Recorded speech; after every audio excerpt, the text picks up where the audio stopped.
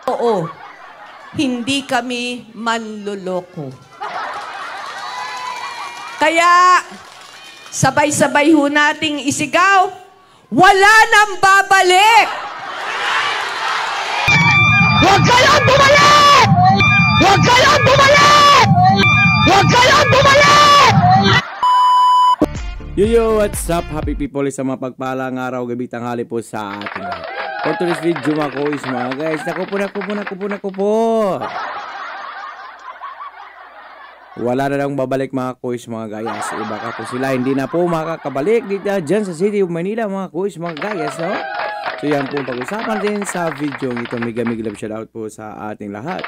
So without further ado, let's begin. Ayan. Kaya kahit kakampi ko, aawayin ko kapag talipanda sa taong bayan. Kahit nakakampi ko sa politika, kasama ko kahit ngayon. Nagtatanggal ako kahit kakampi ko kapag ka piniperwisyo tao. Kasi ang gobyerno supposed to be sinasandalan ng tao. Hindi yung kami-kami lang mga politiko ang mga nagkakasunduan. No? Dapat ang pinagkakasunduan namin yung tao. Kaya Hi Dodoy Tek! Oy, kamusta ka dyan? At ikamusta mo rin ako sa mga kababayan natin dyan sa Middle East. Mag-iingat ka and God bless you. Look at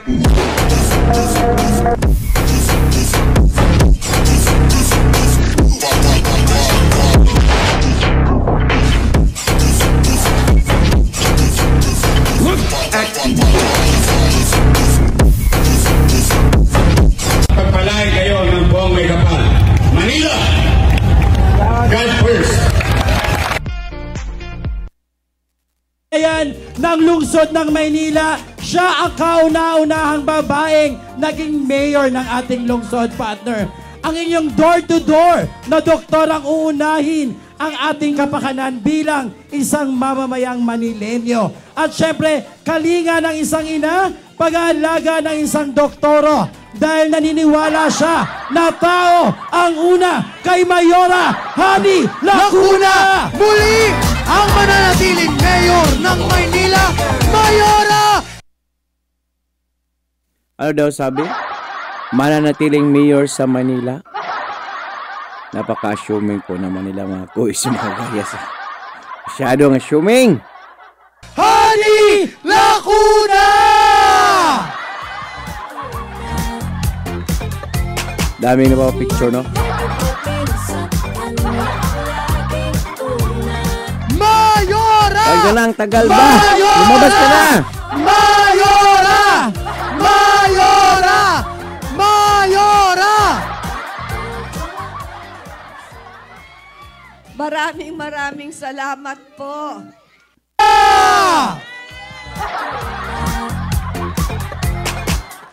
Sa atin pong butihing congressman, Tito Kong Benny Abante, Nako. lahat po ng mga Sana rin niya hindi makakabalik, no? natin ng Distrito 6 at sa inyo pong lahat na mga kapwa ko Manilenyo, magandang gabi po sa inyong lahat.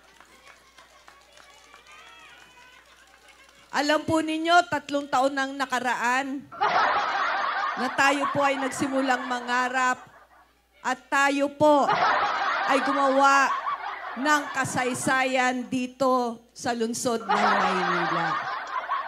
Andirito na naman po ako ngayon, ang inyo pong doktora, ang ginawa niyong kauna-unahang babaeng alkalde ng lungsod ng Maynila at dahil po sa inyo, maraming At sa dahil ating yon, butihing congressman, dahil yon kay Yorme Isko Moreno.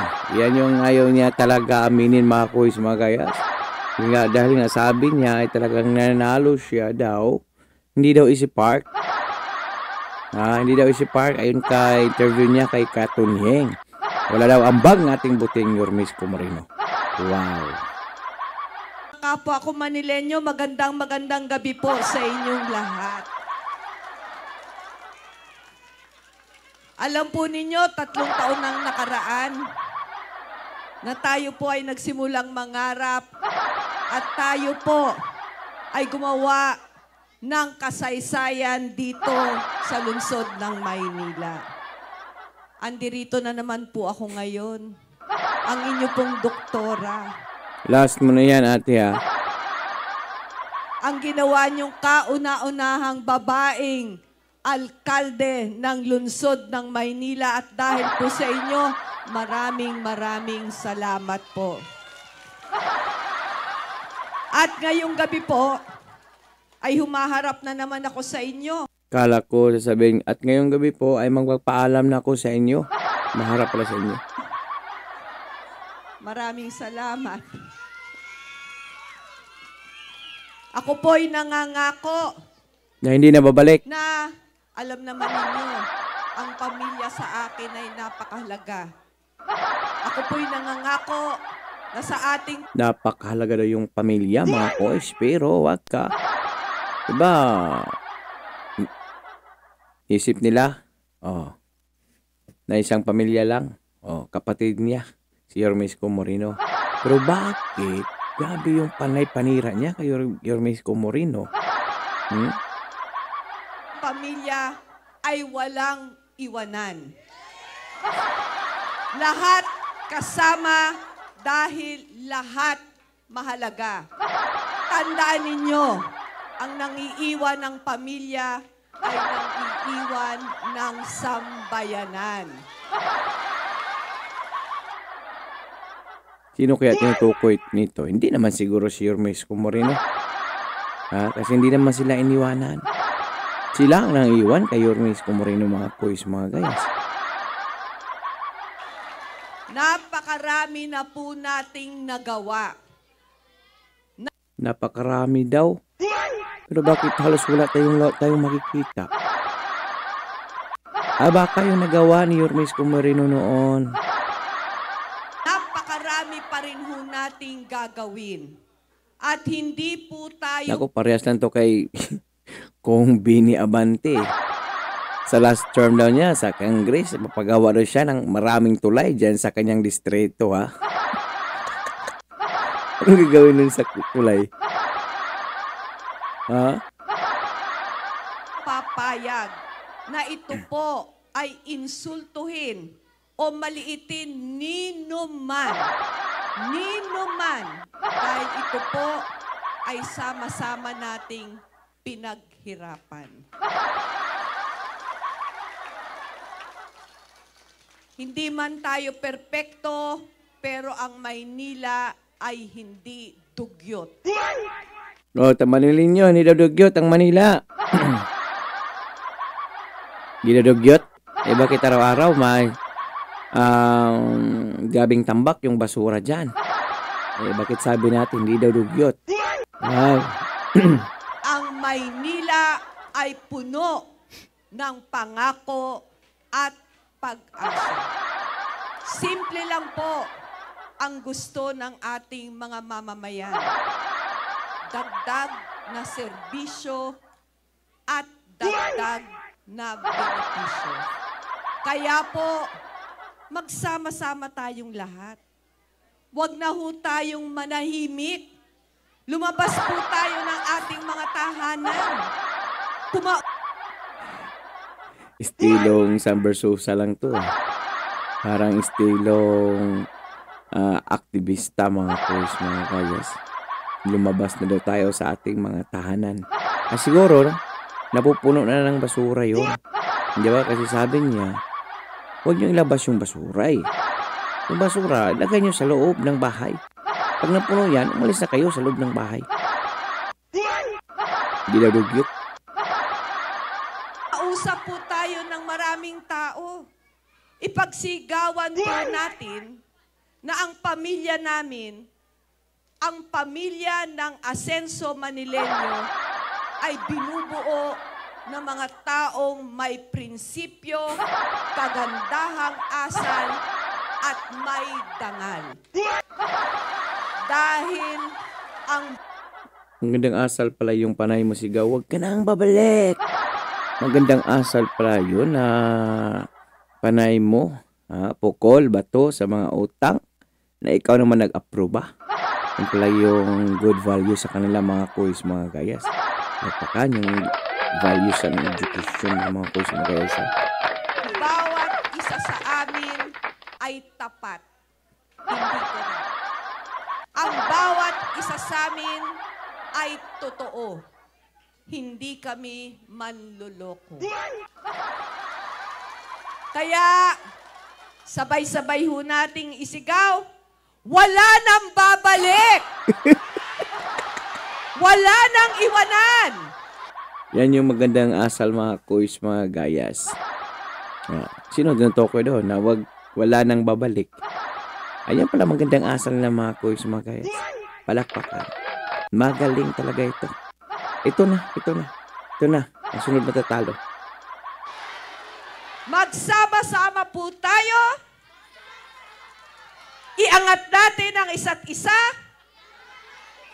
At sabay-sabay po nating isagaw. Ano to? Parang panatang makabayan lang ah. Panatang makabayan. Iniibig ko ang Maynila. Kahit tugyot na tambak na mga basura. Basta mananatili ako sa aking pwesto. Kahit walang masyadong ginagawa. Mananalo tayo! Matatalo tayo! Mananalo tayo! tayo! Ito po ang inyong tatandaan. Ano? Hindi ko po kayo pababayaan. At ni sa panaginip, hindi ko po kayo iiwan. Dahil magmula pa po noon, magpahanggang ngayon, mananatili kayong laging una kay Mayora at mananatiling Mayor ng Maynila, Doktora Hani Lacuna. Grabe, pagka-assuming lang mga coach, mga gayas, no? Parang bulag yata sila na hindi, sa likod ko. Ayan, hindi yata nakikita yung lahat ng mga service agency, yung legit ha, na kulilit sila mga coach. Gusto niyang resibo, yun, no?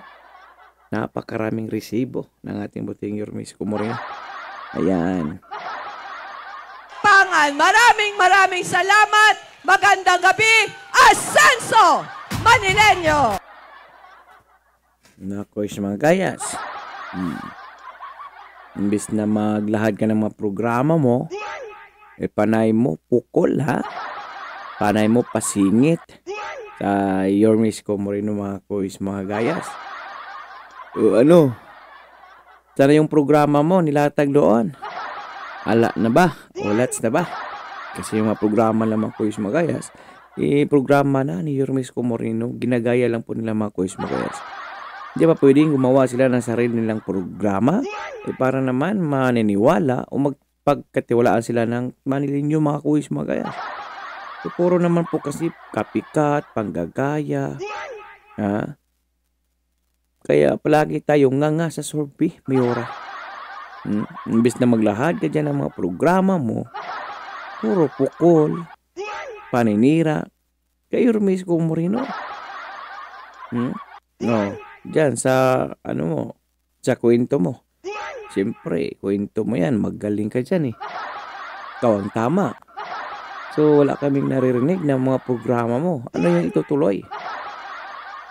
Ituloy yung basura. Ituloy yung kadugyutan. Nabawa, palakpakan.